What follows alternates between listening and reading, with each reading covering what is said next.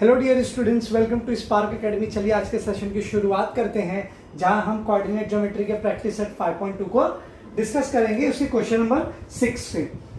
Question number 6, यहां पर बेटा क्वेश्चन पढ़ोगे, आपको क्वेश्चन में समझ में आ जाएगा सेक्शन फॉर्मूला लगेगा, मिड पॉइंट फॉर्मूला लगेगा या सेंटरॉइड लगेगा। तो यहां पर आपको कहता है find the coordinate of the mid point. आपको मिड पॉइंट का कोऑर्डिनेट फाइंड करना है, यानी कि यहां पर कोई पॉइंट है, यहां पर दिया नहीं है। So let A and B are the point. इसका एक मिड पॉइंट है, let the mid point be P.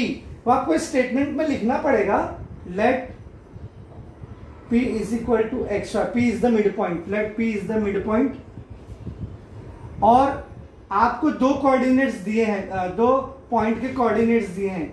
A का है 22 एंड 20 एंड B का है 0 एंड 16। यह आपका हो जाता है x1 y1, यह आपका होता है x2 y2, और P का आपने already x and y assume किया हुआ है। सो जैसा कि आपको बोल दिया है P is your mid point, यानी AP is equal with PB। Question number 4 same repeat हो रहा है। चलिए मिड पॉइंट लगाइए, x का कोऑर्डिनेट फाइंड करना है। क्या करेंगे? x plus x1 plus x2 upon 2। So what is the value of x is given, x is not given, x1 is given, that is 22 plus x2 is 0 upon 2, which is 22 upon 2, that is 11. So simple. Coming to the y part, y1 plus y2 upon 2. My y1 is 20, y2 is 16 upon 2, 36 upon 2, 18 is the coordinate of P. So P के coordinate क्या मिले? 11 and 18.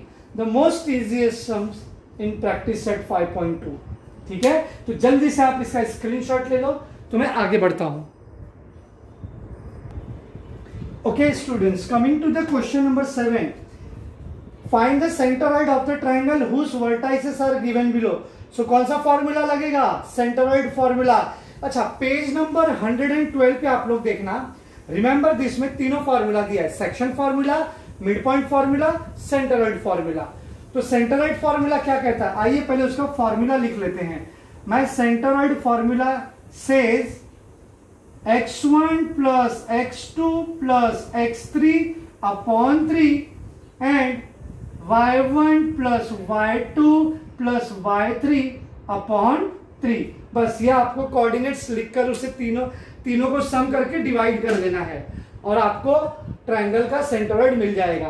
तो पहले condition के लिए आपका सेंटरॉइड क्या होगा? आपको पता है ट्रायंगल का सेंटरॉइड क्या होता है? अरे लास्ट ईयर पढ़ा होगा यार 9th स्टैंडर्ड में। ये ए ट्रायंगल हो गया, ट्रायंगल ए बी सी। ये मान लो डी है, परपेंडिकुलर है किसके ऊपर? बीसी के ऊपर। और ये बीई है, परपेंडिकुलर है किसके ऊपर? एई के ऊपर। और ये हो गया आपका एफसी, परपेंडिकुलर है किसके ऊपर? एबी के ऊपर। तो ये जो पॉइंट होता है ना बच्चा, ये पॉइंट होता है सेंटरॉइड। आप इसे ओ से डिनोट कर दो, तो ये होगा मेरा सेंटरॉइड। तो आपको क्या करना है, इसी सेंटरॉइड का वैल्यू फाइंड करना, और तीन उसके कोऑर्डिनेट दिए हैं एबीसी, ए बी सी। तीनों को आपको फटाफट एज्यूम कर लेना है। चलो जल्दी से एज्यूम करते हैं। लेट, ये नहीं लिखोगे मार्क्स नहीं कटेगा, फिर कहना नहीं मुझे सर आपने तो कराया नहीं। x1 क्या है मेरा? -7, y1 क्या है मेरा? 6, x2 क्या है मेरा? 2, y2 क्या है मेरा? -2, x3 कितना है मेरा? 8, y3 कितना है? 5। चलो जल्दी से इसमें वैल्यू पुट करते हैं। मैं फॉर्मूला बार बार नहीं लिखूंगा। चलो x1 क्या है मेरा? -7 प्लस 2 प्लस 8 अपॉन 3 कॉमा, इसको कर लो 6 प्लस y2 मेरा है -2 plus 5 upon 3। Okay, minus plus minus कितना होगा? 7 में से 2 गया तो -5 प्लस 8 अपॉन 3 कॉमा, ये प्लस माइनस क्या होगा बेटा, प्लस माइनस ब्रैकेट ओपन होगा तो माइनस, 6 में से 2 गया 4 प्लस 5 अपॉन 3। अब ये माइनस प्लस माइनस तो क्या हो जाएगा, sign of bigger number positive 3 आएगा अपॉन 3, 5 प्लस 4 9 अपॉन 3। आप इसे डिवाइड करो, 3 1 जा 3, 3 3 जा, सो आंसर इज 1:3। तो ये आपका आंसर आ गया 1 and 3, 3 3 1 जा 3 3 जा 9। So 1 and 3 is the coordinate of centroid, उस ट्रायंगल के सेंटरॉइड का ये कोऑर्डिनेट है 1 and 3। Take the screenshot. Okay student, coming to the question number 2। तो यहां पर भी आपको क्या करना है, एज्यूम कर लेना है, let x1 is 3 and y1 is -5, my x2 is 4, my y2 is 3, my x3 is 11 and my y3 is -4. Now go and substitute the values. What is my x1? 3 plus 4 plus 11 upon 3, y के लिए -5 plus 3 -4 upon 3। चलिए 3 plus 4 7, 7 plus 11 18 upon 3। Minus plus minus होगा और sign of bigger number है बेटा तो -2 आएगा। आप करके देखो ना, -5 है प्लस 3 है, तो ये बिगर नंबर है, माइनस प्लस माइनस होगा 2 आ जाएगा, और साइन ऑफ बिगर नंबर है तो -2 आ जाएगा। अब ये -2, अब ये -4 का ब्रैकेट ओपन करो, माइनस प्लस माइनस, यानी यहां का -2 और यहां का -4, सो -2 -4 -6, एम आई राइट, -6 -6 अपॉन 3।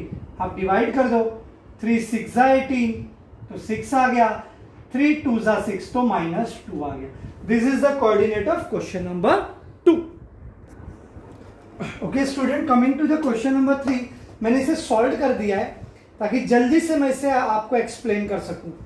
3 कोऑर्डिनेट है, तो जो पहला टर्म है x1 x2 x3 y1 y2 y3, जैसे कि आप कंसीडर करते हैं, मैंने यहां पर इसकी वैल्यू ले ली है x1 x2 x3 y1 y2 y3। Formula क्या है, तीनों x को प्लस करो, 3 से डिवाइड करो, ऑल 3 कोऑर्डिनेट ऑफ y को ऐड करो और 3 से डिवाइड करो। फॉर्मूला आपके सामने लिख रखा है, वैल्यू मैंने पुट कर दी है, सिंप्लीफाई करके आपके सामने मैंने आंसर लिख रखा है, but I want you to solve, उसके बाद आप इसे कॉपी कर लेना, ठीक है। तो आप चाहो तो इसका भी स्क्रीनशॉट ले सकते हो। हम अगले क्वेश्चन की तरफ बढ़ते हैं। Okay student, coming to the question number 8। यहां पर आपको क्या बोलता है, इन ट्रायंगल एबीसी, एक ट्रायंगल चाहो तो ड्रॉ कर लो, ए बी सी, ठीक है, थोड़ा हो गया है, जिसमें G इज द सेंटरॉइड, G आपका सेंटरॉइड है, तो चलो सेंटरॉइड बना लो, ये आपका G हो गया सेंटरॉइड। और आपको देखो यहां पर सेंटरॉइड दिया है और A का भी कोऑर्डिनेट दिया है, B का भी कोऑर्डिनेट दिया है, find the coordinate of C।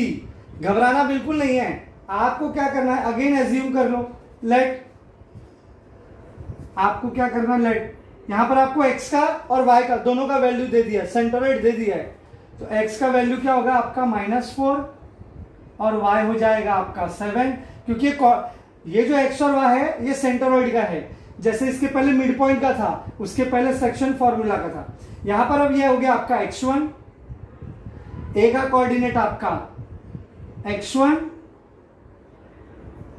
And y1 हो गया आपका 19 -19, x2 हो गया आपका 3 और y2 हो गया आपका 5 और x3 आपका मिसिंग है और y3 भी आपका मिसिंग है।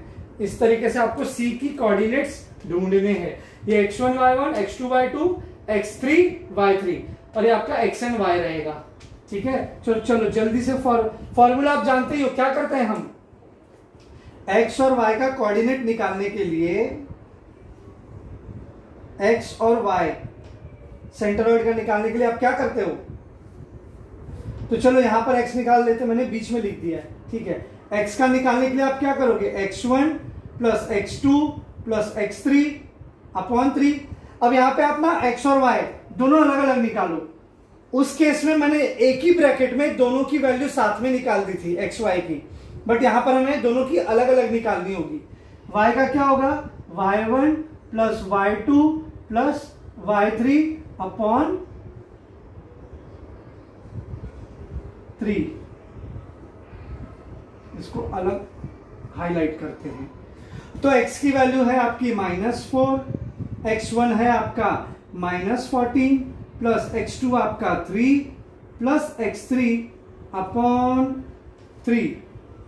अब ये 3 यहां जाके इंटू होगा, सो 3 4 जा 12 -12, क्योंकि नेगेटिव साइन है ना बेटा, -12 इज इक्वल टू, ये माइनस है प्लस है, minus plus minus sign of bigger number -11 plus x3। अब ये -11 यहां जाकर प्लस हो जाएगा, -12 is equal to x3, minus plus minus sign of bigger number -1 is equal to x3। तो इस तरीके से मुझे x3 का कोऑर्डिनेट मिल गया, x3 मिला मुझे -1। y के लिए आ जाओ, y पे क्या वैल्यू दी है, y की है 7 इज इक्वल टू y1 आपका है -19 प्लस y2 है आपका 5 प्लस y3 आपको दिया नहीं है अपॉन 3। 3 यहां जाके मल्टीप्लाई होगा, 3 7 21, 19 minus plus minus sign of bigger number आएगा और हो जाएगा 40 plus y3।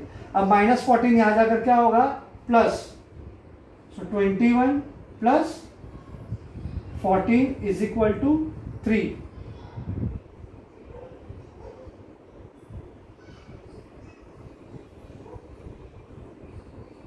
So 5 and 3, 35 is equal to, not 3 dear, y3, ठीक है। सो x का वैल्यू आया -1, y का वैल्यू आया 35। Is this right or wrong, let me check.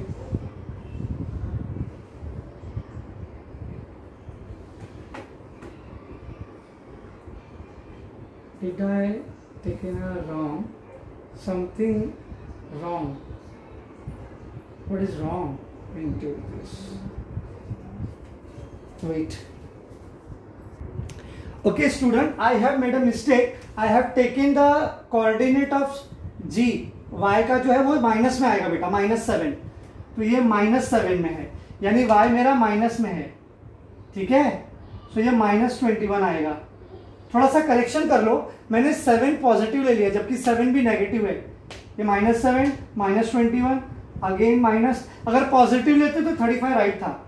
So minus plus minus sign of bigger number है, 21 में से 17 गया 7, so y3 is the 7 -7, sorry y3 is -7। So इस तरीके से हमारा क्वेश्चन नंबर 8 भी हो गया। Please take the screenshot. Okay, student, coming to the last question of the day, question number 9 here.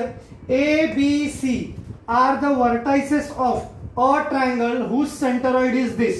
मतलब आपको सेंट्रॉइड भी दे रखा है और उसके तीनों पॉइंट के कोऑर्डिनेट पॉइंट भी दे रखे हैं।